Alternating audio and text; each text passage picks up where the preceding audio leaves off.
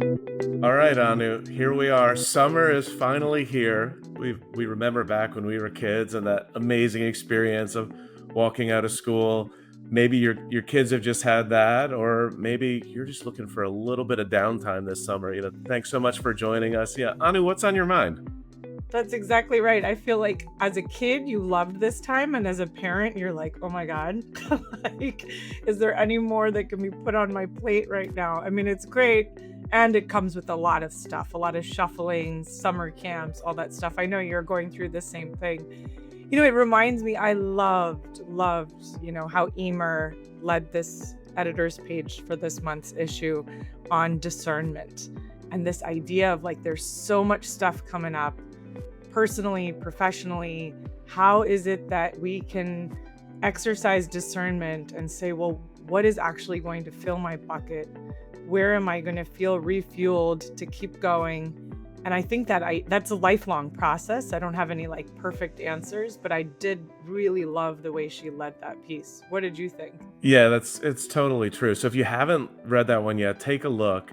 So it's this month's editor's page. Emer Joyce, just a true rock star, giving us new language in our vocabulary around discernment and selecting things. And I think we all have that mindset. Like early in our careers, we say yes to everything, and as things evolve, this concept of discernment and really picking things, whether personal or professional, that are filling your bucket and balancing things out.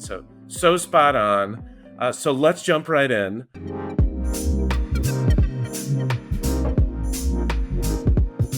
Welcome to the very first episode of JCF, the official podcast of the Journal of Cardiac Failure. I'm Dr. Robert Mentz. And I'm Anu Lala, and we're your co-editors in chief.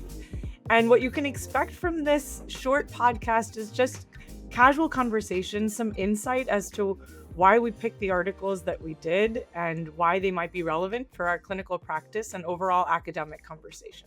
So let's take a dive in here. Our topic today is, I guess, in one word, it's delicious, or that's what we would hope for our patients. So literally, what we're talking about today is a systematic review on medically tailored meals. That's right, food as medicine. The AHA and others have really pushed this forth. Now we're going to focus on patients with heart failure. What do we think about medical tailored meals? This was a new concept for me. I mean, we often think about interventions around sodium restriction, specifically in a randomized controlled trial. But what was your kind of hot take as you initially took a look at this paper? Yeah, Rob, it's so crazy how we both picked the same exact topic for this month's issue. And I'm doing this integrative medicine fellowship, and so much of what we're learning is food is medicine. And that we all have that common sense, right? We know about the DASH diet. We know about the data behind the Mediterranean diet for reducing blood pressure.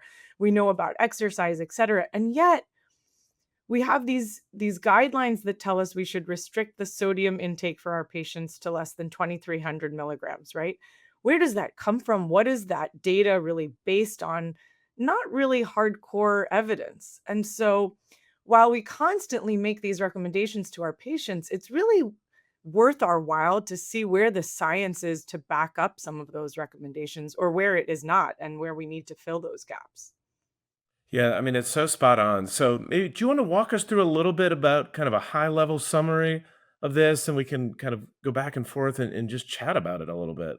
Yeah, absolutely. So McIntosh and colleagues basically reviewed 10 years of literature on medically tailored meals, right? So all of these kind of almost prescriptive patterns for meals for patients living with heart failure.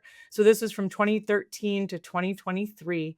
And they went over, I mean, I think it was close to 200 studies and came up with distilling it down to 6 randomized studies. And the number of patients that were included ranged from like 30 to 600. But there was a lot of variability in these studies, right? So the types of meals that were included or tested were different, the settings were different, the populations were different. So we always have to keep that in mind when we're kind of aggregating all of these studies to come up with one cohesive message. But nonetheless, it is important and it is helpful in this space where there is so much variability. And so, what did we see? I think there's a couple of interesting things. Um, Overall, I would say that there was no statistically significant improvement in hard outcomes of reduction in heart failure hospitalizations, mortality. But there were some strong signals that I think were worth looking at. I think the fact that there were some studies that reduced 90-day overall readmissions. There was some studies that showed improved weight, which makes sense, of course. And there was also studies and signals towards an improvement in inflammation markers by way of blood tests. And what I like, and I think we're going to touch on this, is the fact that we also have this nice patient summary because this is so important to patients. Patients are always asking us, what should I eat? What can't I eat? How much sodium can I have? How much can I not have? And so Jen Thibodeau and others really did a very nice patient centered summary on what we can take away from these data. What did you pick up on this? Yeah, that those were the major points as I was thinking through it. It was pretty striking that one of the things that matters most to patients is what they're going to be eating and recommendations around that and how little data we have. And the authors nicely went through and looked at what came down to 6 studies, mostly of sodium restriction, but not just looking at the individual foods, but actually receiving an intervention with a sodium restricted related to DASH diet. And then there was the one study that was a randomized trial in HFpEF looking at caloric restriction, or really the energy restriction component to it. And so you just really nicely summarized that and some trends of possible improvements around quality of life and functional status and that we may see with sodium restriction in medically tailored meals, there may be a reduction in clinical outcomes. And it's exciting that all this work has now led to this larger VA study, Gourmet HF, that we can talk more about the future as we go forward. But I thought it nicely brought together the available literature we have to start to think about, are there ways, especially in the context of many of these foods, you think if you're going to have a healthy diet, it tends to be more expensive. There's food insecurity issues. There's just the challenges of how do you even, after a long day of work, get to the grocery store and get the right food. So I thought it really nicely summarized the background, went through our current understanding, and then laid the groundwork for studies moving forward. I completely agree. I think, what are the take homes? It's a lot of it's in a way like an example of how our science needs to catch up with our common sense, right? We know that we need to have foods that are low in saturated fats, that are relatively low in sodium. That 2300 mark, most Americans are having way more than that, right? I mean, gosh, I might have had more than that in the past day alone. And so I think um it's important for us to think about how we can make this practical for patients. It's really about access, like you were alluding to. I think that's really the next take home point from this is how is this scalable? How is this readily accessible to our patients? And then it would be ideal to be able to show in a larger, uniform, well designed study with harder endpoints that a specific type of diet actually improved outcomes in patients living with heart failure. Yeah, I totally agree. And, I think this comes up for us every day, right? We've got a patient in the hospital, and without much data, we're talking about fluid restriction, sodium restriction. I think many of us have wondered, does it make sense to restrict or to modify this diet for a couple days in this patient's journey? And are we causing more nuisance and trouble than it's worth? So I think the authors nicely went through the randomized data that we have, which is pretty modest in size and scope, and lay the foundation so that we can have these conversations with our patients and say, yeah, we really don't have a lot of the evidence, but we're working on generating this, and that there are exciting trials like Gourmet in the pipeline that will specifically look at these interventions to try to deliver these healthier, nutrient rich meals for our patients.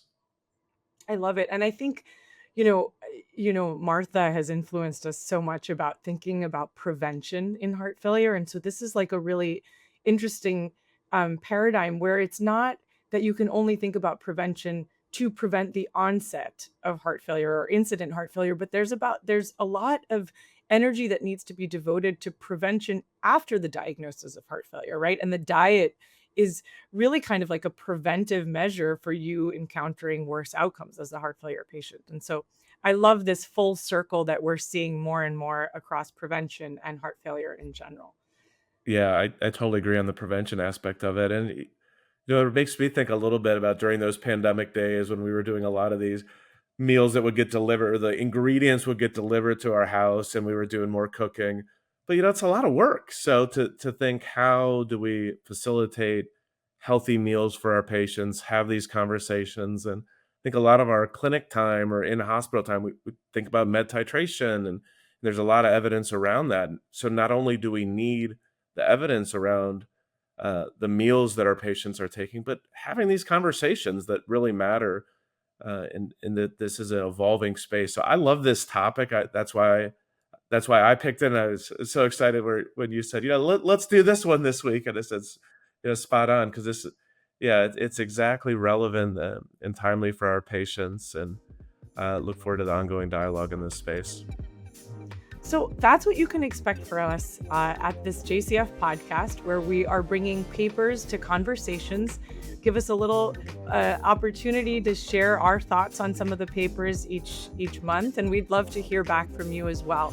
So remember to stay curious and stay connected with us at JCF. Check out the full articles at onlinejcf.com. And thanks for listening.